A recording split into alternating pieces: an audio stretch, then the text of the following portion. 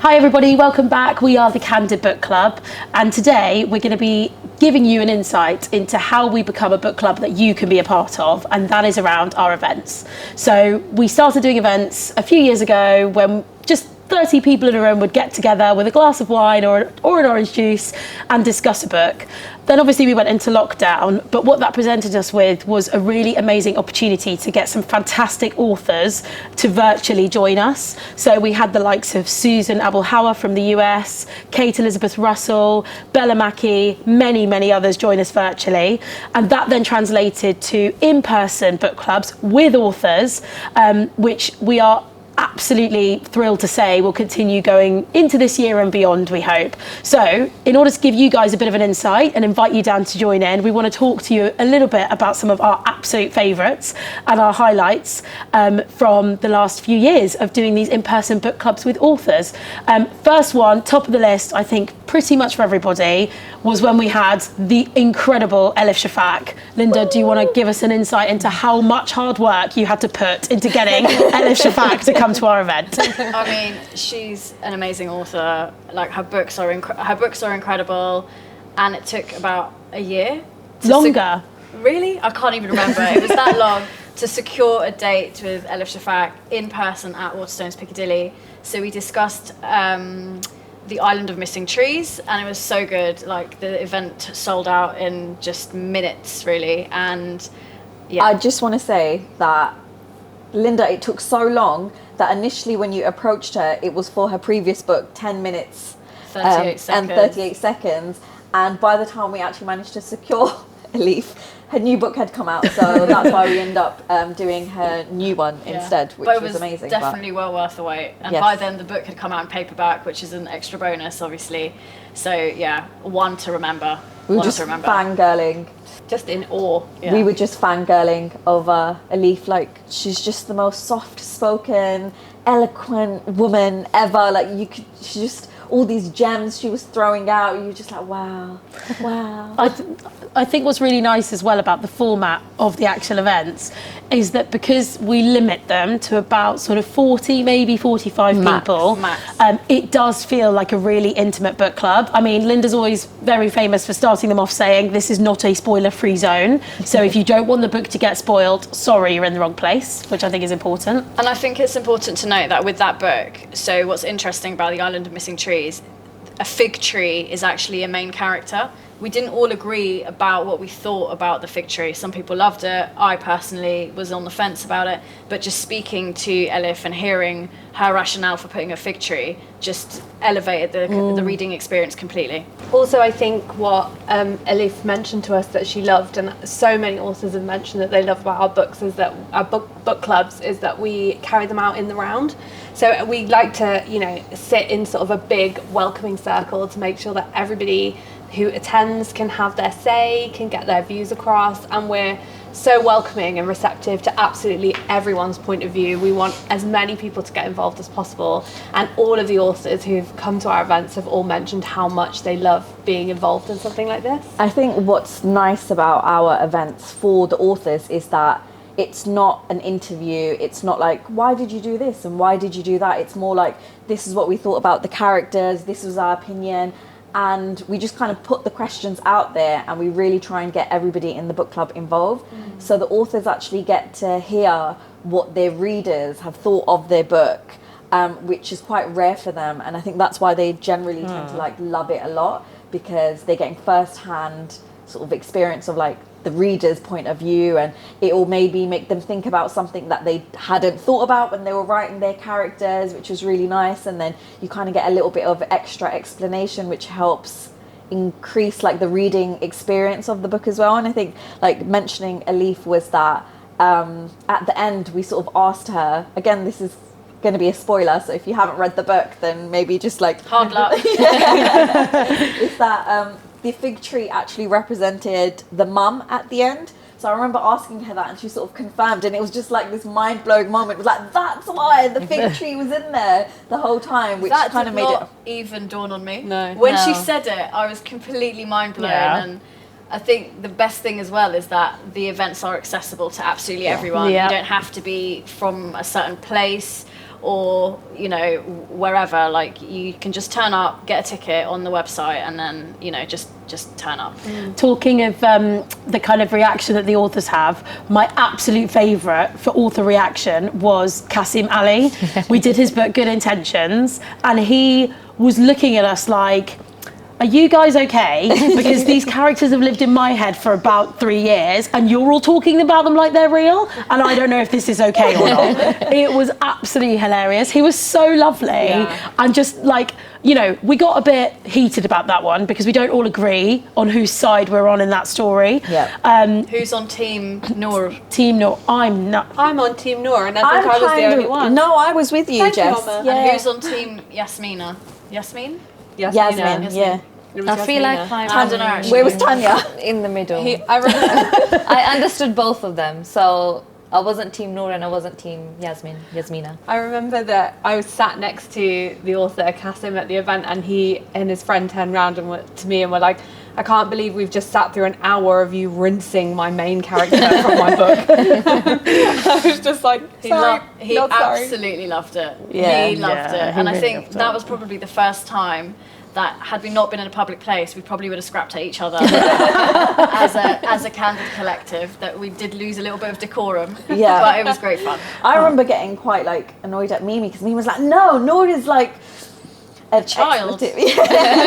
She's such a child. He was so this, he was so that. And I was like, no, Mimi, you don't get it. Like, this is what happens in like South Asian families, and it's not his fault. And you know, he had mental health issues, and he just was this and that. And I really justified. And she's like, no. I was like, Mimi, so relax, Mimi. I'm sorry, Omar. I love you, but he's a waste man. So no. And I think this is what's important about picking book club picks, is that we might read it, we might not agree on whether we give it 5 stars or 1 star, but at the end of the day, it makes for a good book club discussion where there are things to talk about, lots of themes that relate to, you know, real life, and that's what's important. I think there was one book club that we did that we all loved the author deeply, and that was when we were lucky enough to have Willie Lawton over when he was from the US. We all have a little bit of love for him in our hearts, I feel, and I feel like he knows it and he can see. We've made it abundantly clear. I think it's made him a bit uncomfortable with the way, like, you guys especially are like at him. So we did two Willie Lawton books? We did Don't Skip Out on Me in lockdown, and then we did The Night Always Comes in person. Yeah. He just was everything you wanted him to be in person and more. Yes. The way he reads his own book is just phenomenal. She's engaged. And Omar's married. And Willie Lawton's also married. To make that clear. When he announced that he had a wife, I think there was a Crestfallen face. when he announced that he had a wife, we Collectively. collectively crestfallen.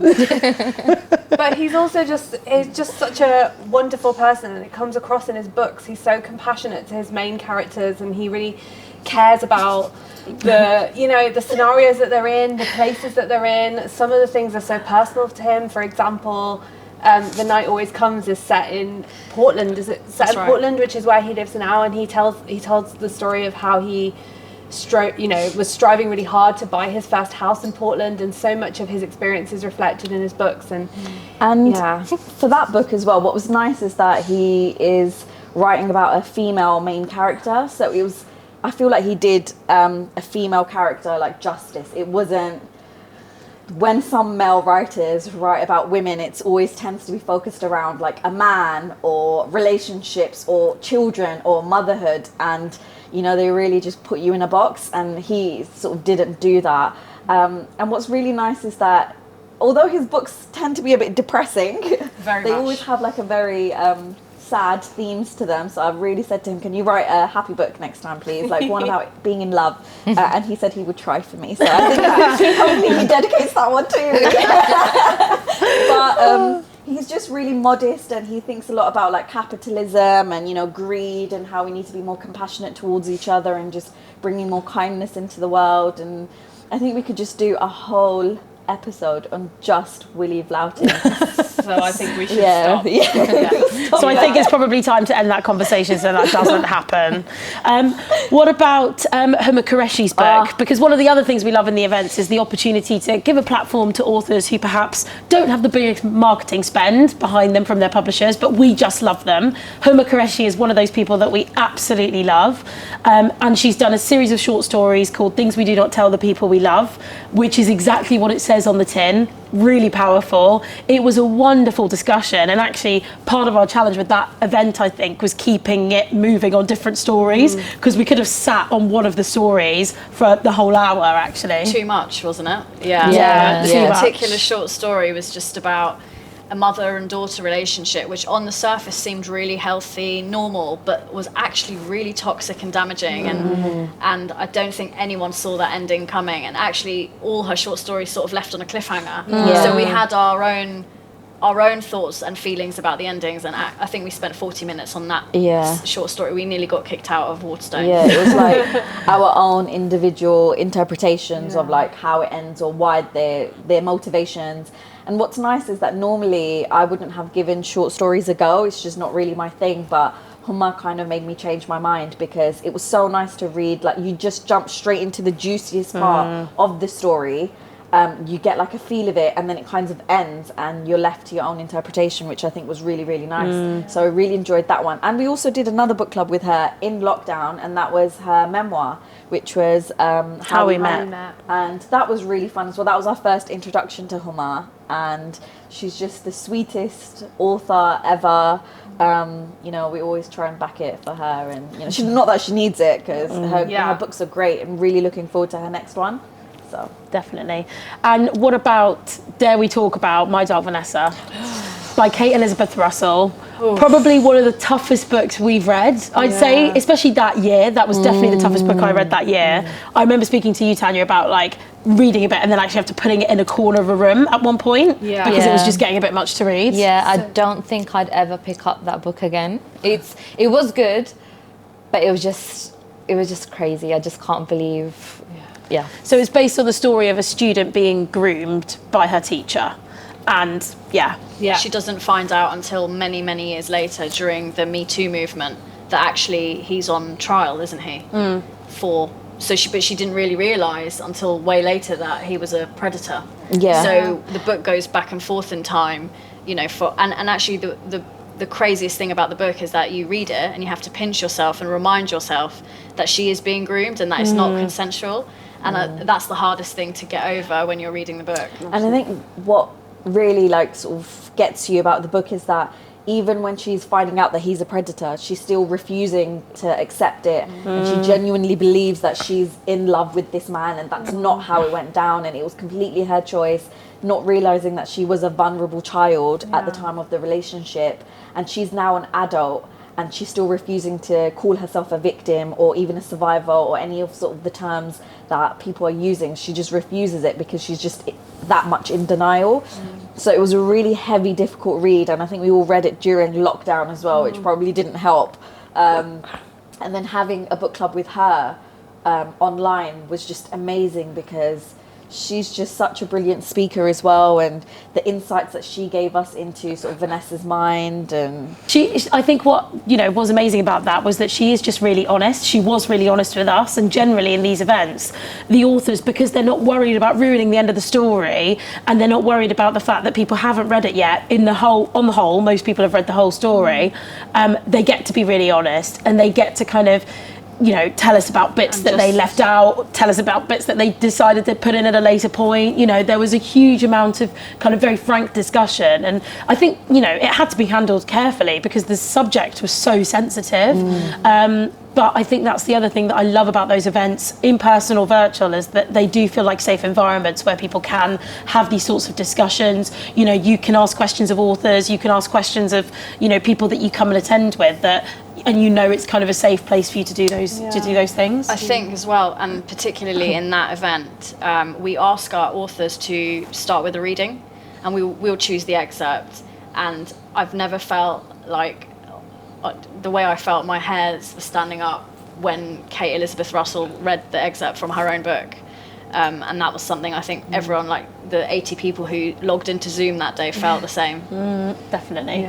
Shall we wrap up with Sarah Hussain, The Family Tree, one of our also absolute favourites, lockdown reads. Don't be put off if you can see it on screen and it looks like a hefty book. It's worth it. Yeah, Fantastic read. Underrated gem, such an amazing like family story from start to finish. I had no idea what to expect when I picked up this book, and by the end I was absolutely just enthralled by what I'd read, and I'm so glad that we got to talk about it with her as well in a book club online. It was just wonderful. I think the best thing about, you know, being in contact with publishers and is being able to meet these debut novelists before that. You know, I think I met Serish when her book was still in a proof format with a binder, and so having read that back then and then seeing the journey that she's made and how well the book has done has been amazing. And yeah, we're fully champions of The Family Tree and the characters in there as well. Absolutely. I think The Family Tree was a book that Linda recommended. So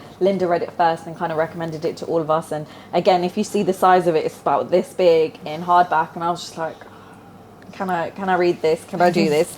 It's going to take me a year, but you just fly through it. And it's so nice because it's about like a British Pakistani family, and it's not typical. It's not about like terrorism. It's not about forced marriages. It's not about those typical tropes that you hear about like Asians and, you know, running away and, you know, fights within the family. It's none of that, but it's just such a deeply touching story about the two different children and their sort of little journeys, and even the dad who becomes a widower quite early on. So it's amazing. It's so good. So if you take any of our recommendations, I think you should take all of them as recommendations, but definitely Serish's Family Tree.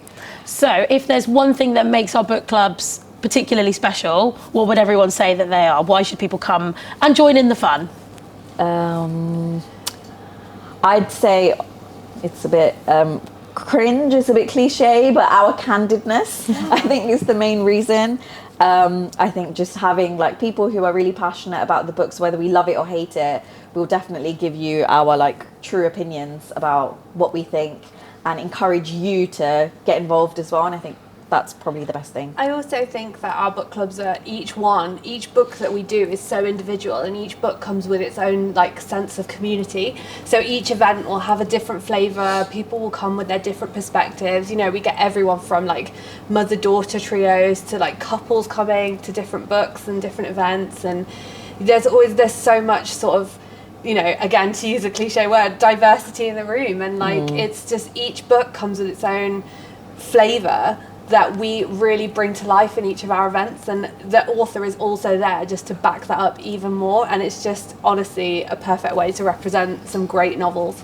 I think also we've got people that just individually rock up and have made friends via the book club, just turning up, and, you know, sitting in a room with like-minded bookworms is something that's great. It's unrivaled, and that's the thing I enjoy, just hearing random opinions, but also a safe space where you can speak about spoilers and not be judged for it. And what you said earlier, Omar, where the author can feel free to go into the detail that they want to go into without having to follow a script for a Q&A or an interview that they did earlier in their promotion. Yeah, and I think it's quite an inviting environment. You know, even if you don't want to speak, you can just sit there and listen to other people's opinions. I don't really speak much in book clubs, but I love listening to what everyone has to say. There you have it. Hopefully we have tickled your fancy and maybe tempted you to come along and join the book club at one of our events. Keep an eye on all our social channels and our website, where you can sign up to the newsletter to be the first to hear about new events. Thanks so much.